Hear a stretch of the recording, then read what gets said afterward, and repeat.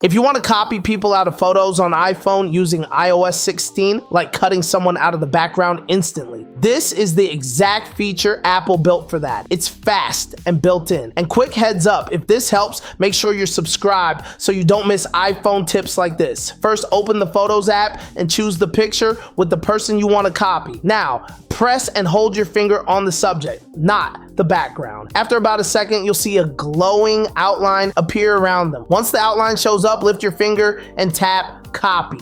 That copies just the person to your clipboard. You can now paste them into messages, notes, Instagram, or any app that allows image pasting. If you want to drag them into another app instead, keep holding the subject after it highlights, then use another finger to swipe up and open another app. Drop the cutout directly where you want it. This works best with clear subjects and strong contrast. Blurry photos or crowded backgrounds may take a second longer to detect. Pro tip, after copying the subject, paste it into Notes first to save it as a PNG. That way you can reuse it later without needing the original photo open. If this video helped you, hit the like and sub. If not, drop a comment with what's not highlighting and I'll help you fix it.